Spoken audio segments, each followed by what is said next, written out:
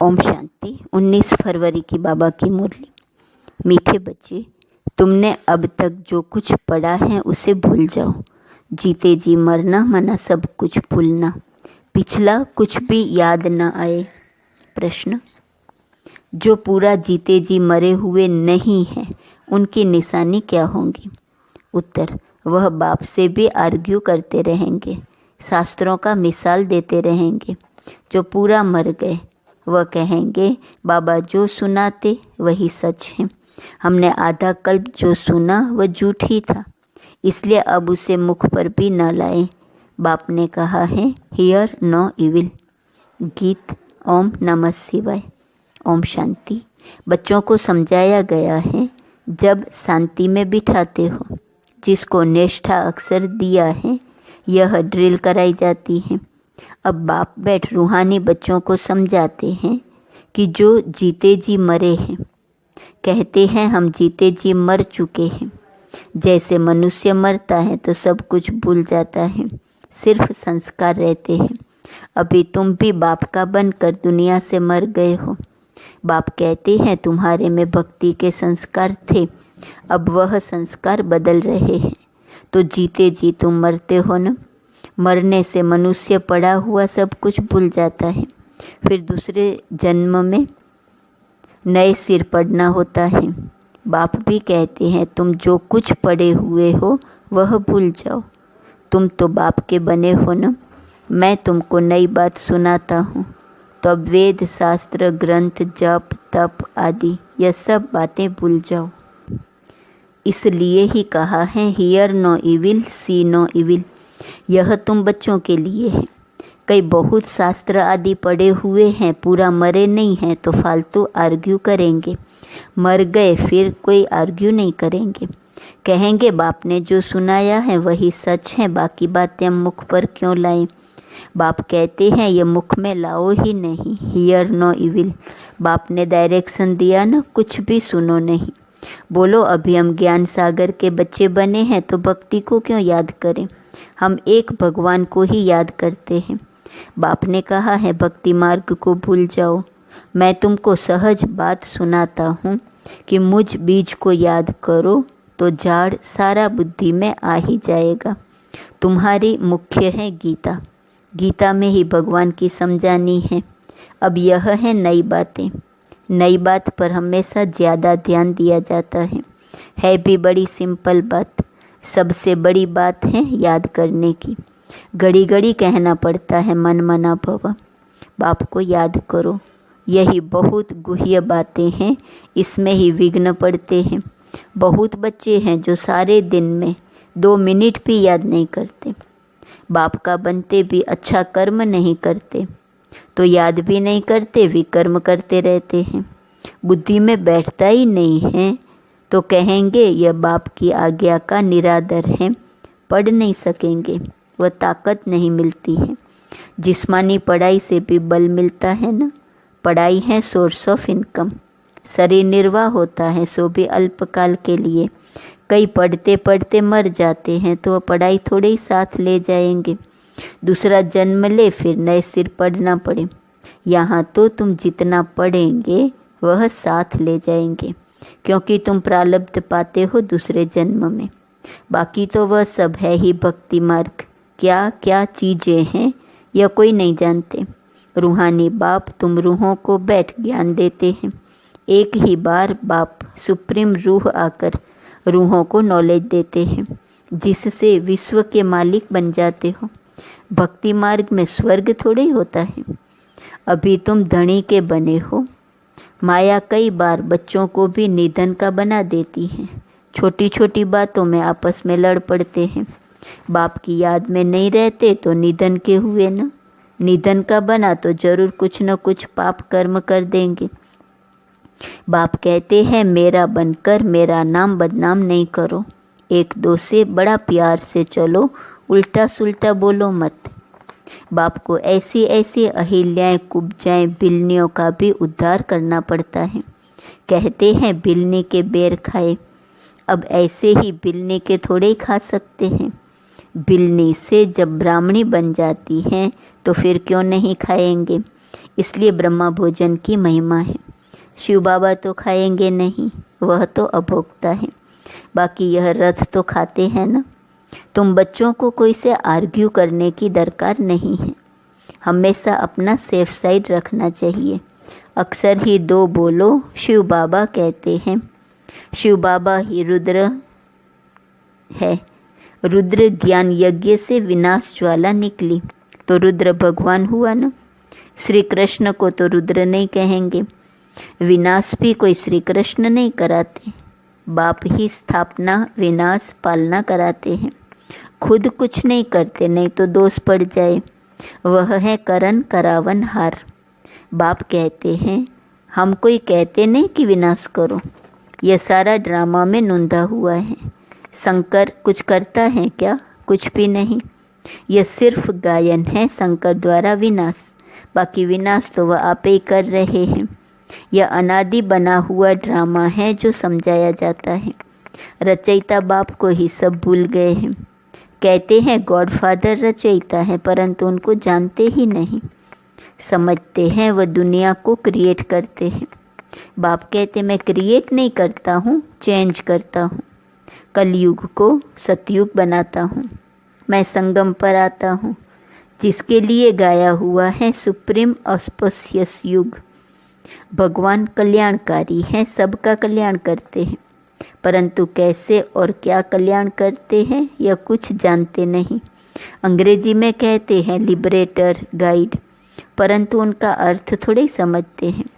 कहते हैं भक्ति के बाद भगवान मिलेगा, सदगति मिलेंगी। सर्व की सदगति तो कोई मनुष्य कर न सके, नहीं तो परमात्मा को पतित पावन सर्व का सदगति दाता क्यों गाया जाए। बाप को कोई भी जानते नहीं, निधन के हैं। बाप से विपरीत बुद्धि है। अब बाप क्या करें? बाप तो खुद मालिक हैं। उनकी शिव जयंती भी भारत में मनाते हैं। बाप कहते हैं मैं आता हूँ भक्तों को फल देने। आता भी भारत में हूँ। आने के लिए मुझे शरीर तो जरूर चाहिए ना, प्रेरणा से थोड़े ही कुछ होगा। इनमें प्रवेश कर इनके मुख द्वारा तुमको ज्ञान देता हूँ। गौमुख की बात नहीं है, यह तो इस मुख की बात है। मुख तो मनुष्य का चाहिए, न कि जानवर का। इतना भी बुद्धि काम नहीं करती है। दूसरे तरफ फिर भागीरथ दिखाते हैं। वह कैसे और कब आते हैं जरा भी किसको पता नहीं है। तो बाप बच्चों को बैठ समझाते हैं कि तुम मर गए हो तो भक्ति मार्ग को एकदम भूल जाओ।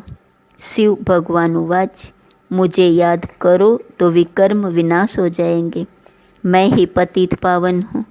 तुम पवित्र हो जाएंगे, फिर सबको ले जाऊँगा। मैसेज घर घर में दो। बाप कहते हैं मुझे याद करो तो विकर्म विनाश होंगे, तुम पवित्र बन जाएंगे। विनाश सामने खड़ा है। तुम बुलाते भी हो, हे पतित पावन आओ, पतितों को पावन बनाओ, राम राज्य स्थापन करो, रावण राज्य से मुक्त करो। वह हर एक अपने अपने लिए कोशिश करते हैं। बाप तो कहते हैं मैं आकर सर्व की मुक्ति करता हूँ। सभी 5 विकारों रूपी रावण की जेल में पड़े हैं। मैं सर्व की सदगति करता हूँ। मुझे कहा भी जाता है दुख हरता सुख करता। राम राज्य तो जरूर नई दुनिया में होगा। तुम पांडवों की अभी है प्रीत बुद्धि। कोई कोई की तो फौरन प्रीत बुद्धि बन जाती है। कोई कोई की आहिस्ते आहिस्ते प्रीत जुटती है। कोई तो कहते बस हम सब कुछ बाप को सरेंडर करते हैं, सिवाय एक के दूसरा कोई रहा ही नहीं। सबका सहारा एक गॉड ही है। कितनी सिंपल से सिंपल बात है। बाप को याद करो और चक्र को याद करो तो चक्रवर्ती राजा रानी बनेंगे। यह स्कूल ही है विश्व का मालिक बनने का। तब चक्रवर्ती राजा नाम पड़ा है। चक्र को जानने से फिर चक्रवर्ती बनते हैं। यह बाप ही समझाते हैं। बाकी आर्ग्यू कुछ भी नहीं करनी है। बोलो भक्ति मार्ग की सब बातें छोड़ो।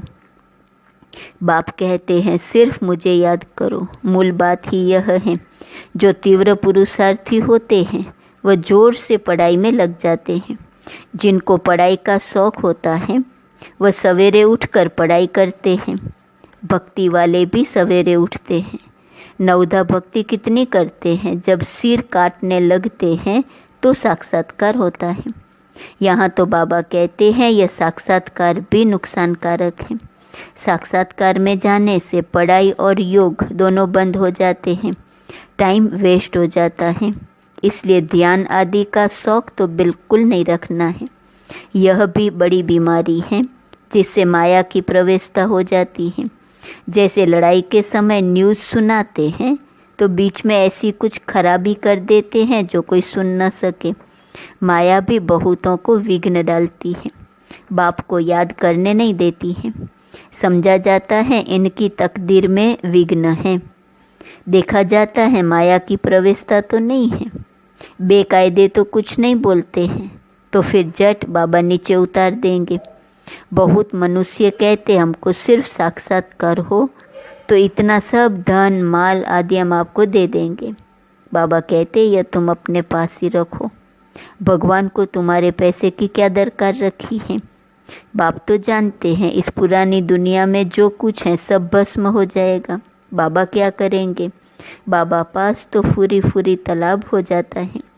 बाप के डायरेक्शन पर चलो, हॉस्पिटल कम यूनिवर्सिटी खोलो जहाँ कोई भी आकर विश्व का मालिक बन सके।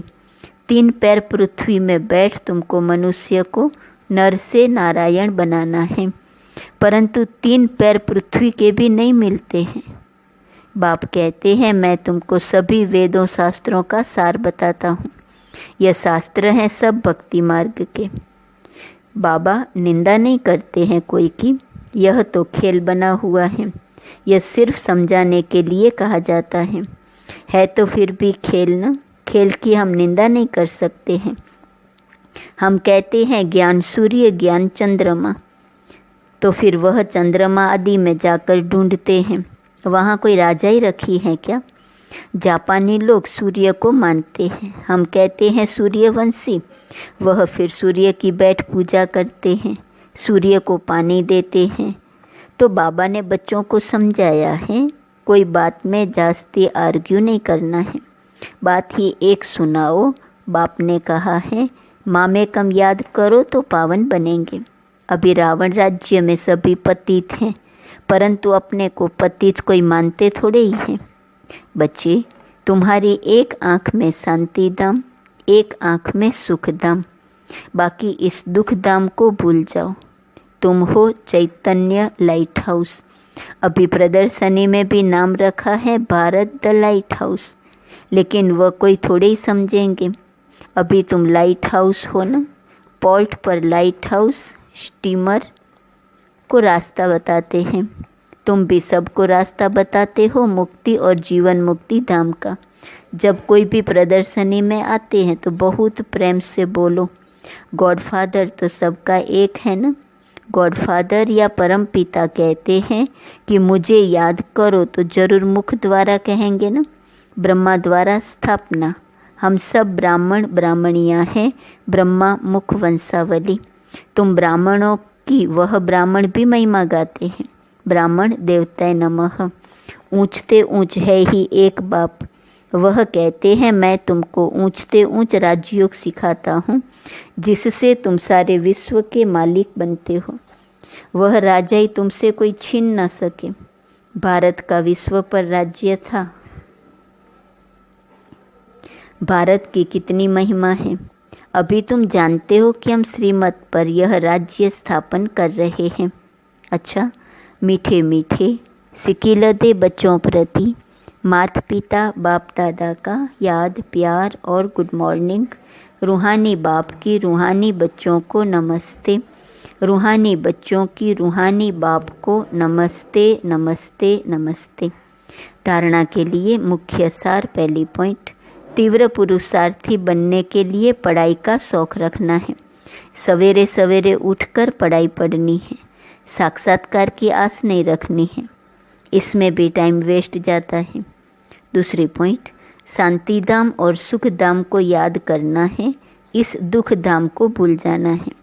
किसी से भी आर्ग्यू नहीं करनी है, प्रेम से मुक्ति और जीवन मुक्ति धाम का रास्ता बताना है। वरदान सदा सुखों के सागर में लवलीन रहने वाले अंतर्मुखी भव। कहा जाता अंतर्मुखी सदा सुखी। जो बच्चे सदा अंतर्मुखी भव का वरदान प्राप्त कर लेते हैं वह बाप समान सदा सुख के सागर में लवलीन रहते हैं। सुखदाता के बच्चे स्वयं भी सुखदाता बन जाते हैं। सर्व आत्माओं को सुख का ही खजाना बांटते हैं। तो अब अंतर्मुखी बन ऐसी संपन्न मूर्ति बन जाओ जो आपके पास कोई भी किसी भी भावना से आए अपनी भावना संपन्न करके जाए। जैसे बाप के खजाने में अप्राप्त कोई वस्तु नहीं, वैसे आप भी बाप समान भरपूर बनो। स्लोगन रूहानी शान में रहो तो कभी भी अभिमान की फीलिंग नहीं आएंगी। आज का स्वमान है मैं रमणीक आत्मा हूँ। अव्यक्त इशारे की पॉइंट 19 फरवरी। अपने को सदैव अंडरग्राउंड अर्थात अंतर्मुखी बनाने की कोशिश करो। अंडरग्राउंड भी सारी कारोबार चलती है, वैसे अंतर्मुखी होकर भी कार्य कर सकते हैं। अंतर्मुखी होकर के कार्य करने से एक तो विघ्नों से बचाव, दूसरा समय का बचाव, तीसरा संकल्पों का बचाव व बचत हो जाएंगी। एकांतवासी भी और साथ साथ रमणीकता भी इतनी ही हो। ओम शांति।